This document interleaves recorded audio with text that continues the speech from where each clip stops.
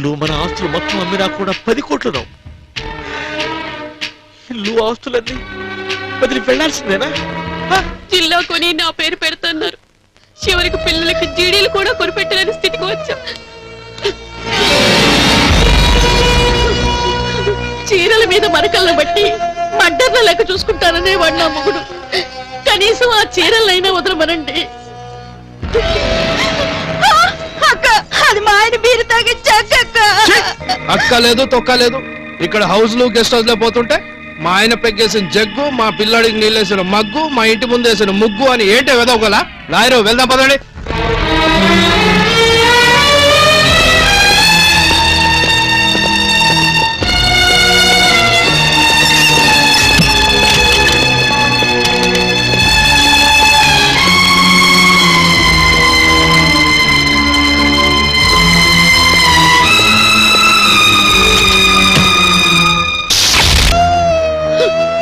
గుడికెళ్ళేటప్పుడు తప్ప గడప దాటిన వాళ్ళు బజార్ దాన్ని తెచ్చినట్టు తెచ్చి లాడ్జింగ్ లో పడేశారు.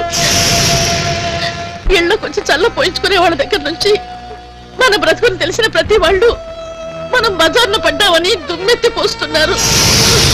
అయినా మొగుని దేవయ్యా అంటే మగతనం లేనాడు తెచ్చి చచ్చాడు మా అయ్య. పెళ్ళాల మీద అరిస్తే కాదు, మనకి గతి పట్టించిన వాడి గుండీ కూడా పీకలేక మగతనం చచ్చి ఇంకా పౌరుషంగా మాట్లాడుతున్నారా?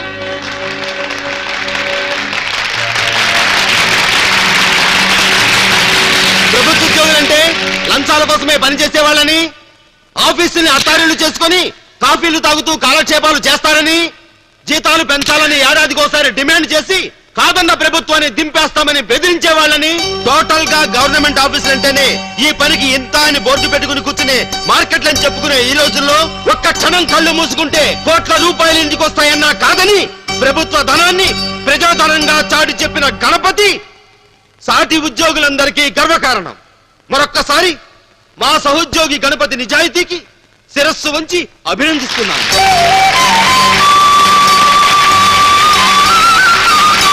ఇప్పుడు మన జిల్లా పరిషత్ చైర్మన్ గారు గణపతి గారిని సన్మానిస్తారు.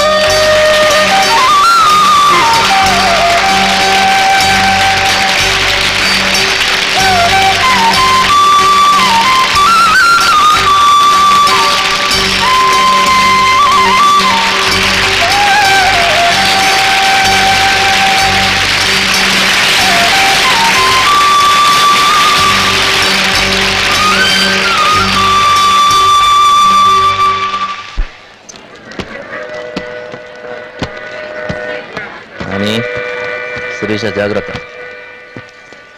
పదండి నాన్న.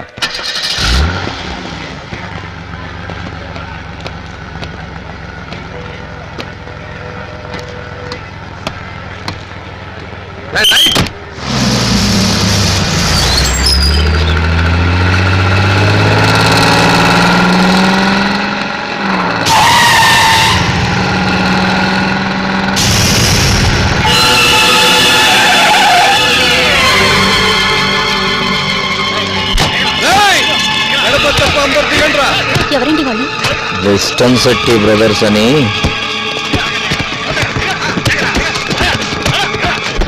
పోలీసులకు ఫోన్ చేయండి. పెళ్ళాం బిడ్డల్ని కాపాడుకునే దమ్ము నీ మొగుడుకుంది గాని పద.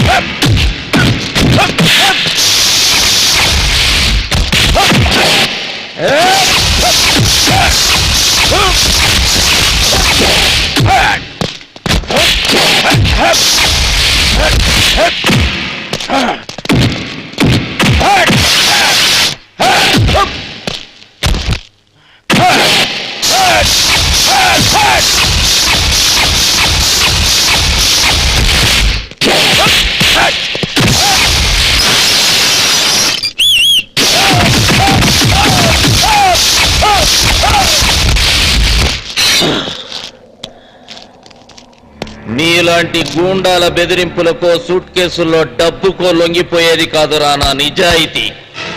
అపాయింట్మెంట్ ఆర్డర్ అందుకున్నప్పటి నుంచి రిటైర్మెంట్ లెటర్ పుచ్చుకునేదాకా అన్నం పెడుతున్న ఉద్యోగాన్ని అమ్మలా భావించేవాణ్ణి రా. ప్రభుత్వం డబ్బు మీద చెయ్యేస్తే అమ్మ గుండెల మీద చెయ్యేసినట్టు భావిస్తా. దేశం పట్ల సైనికుడికి, ఇంటి మీద కొడుక్కి ఎంత బాధ్యత ఉంటుందో ప్రభుత్వం పట్ల ఒక ఉద్యోగికి అంతే బాధ్యత ఉంటుందరా కుక్క. నీలాంటి పంది కుక్కులు ఇక్కడ ఖజానాకి కన్నం వేయాలని చూస్తే కత్తిరించి పారేయడానికి గూర్ఖాలా నిలబడ్డవాణ్ణిరా. అంతేగాని మీ ఉడతూపులకి భయపడేవాణ్ణి కాదురా. ఇప్పుడు సరిగ్గా ఊపలేకపోయాం, ఒంటరిగా దొరికినప్పుడు ఊపి చూపిస్తామంటారా?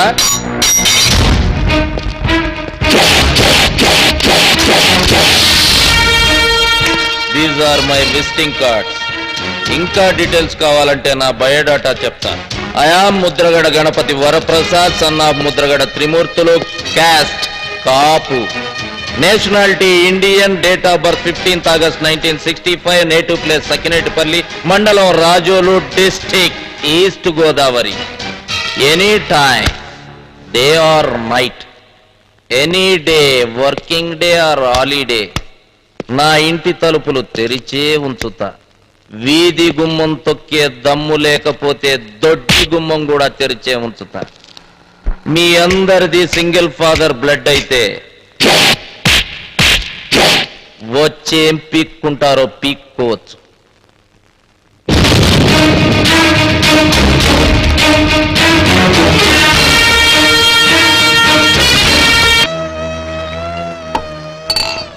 ఇల్లు వాకిలి ఖాళీ చేయించి పెళ్ళాం బిడ్డలతో సహా రోడ్డు మీదకి ఇచ్చి అడ్రస్ చెప్పి మరీ కొట్టిపోయాడు. ఇంకా బతికెందుకు చావు? నా నోరు నొక్కటం కాదు, రూమ్ నుంచి రోడ్డు మీదకి వెళ్ళి చూడు. జనం మన మొహాల మీద ఉమ్ము కాదు ఉచ్చపోస్తారు. వాడి ముందు తల దించడం కన్నా తల తీయించుకురావాల్సింది. ముండ మోసినా పౌరుషం ఉన్నవాడి పెళ్ళాన్ని అనిపించుకునేది తప్ప తాగి జీపెక్కి దుమ్ము రేగొట్టుకుంటూ తిరగడం, ఇంటికొచ్చి పెళ్ళాం పక్కన పడుకోవడానికి తప్ప మీరు పెంచిన మీసాలకు పని లేదు, రోషం అంతకన్నా లేదు. నన్నే కొడతావా? నలుగురు ముందు చావు దెబ్బలు తిని ఏమీ చేయలేక పెళ్ళాన్ని చెంప దెబ్బకుంటే ఆడి గొడివి. ఈవేళ లాడ్జింగ్ లో ఇల్లు పెట్టావు, రేపు మా చేత బిజినెస్ చేయిస్తావు. ఇంత అవమానం పడి బతకడం కంటే దూకి చావడం మంచిది.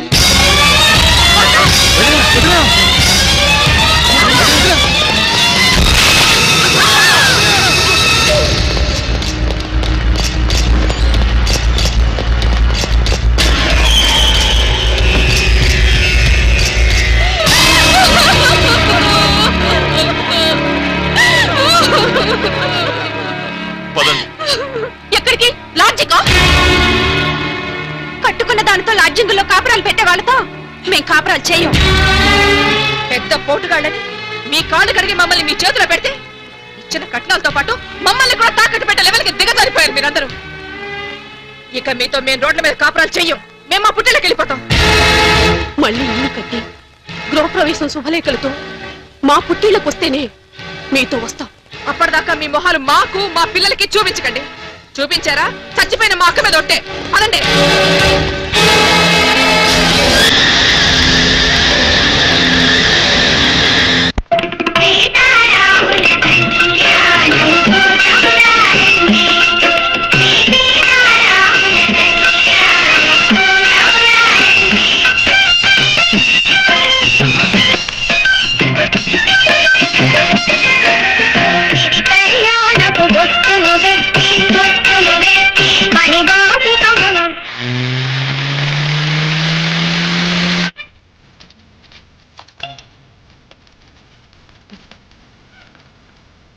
ఏంటండి ఇది?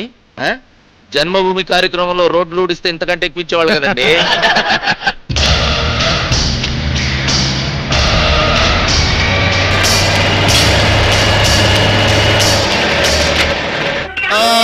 గణానాం త్వా గణపతిగం హవామహే. ఈ ఊర్లోకి వెళ్ళడానికి ఈ వంతెన తప్ప వేరే దారి లేదు.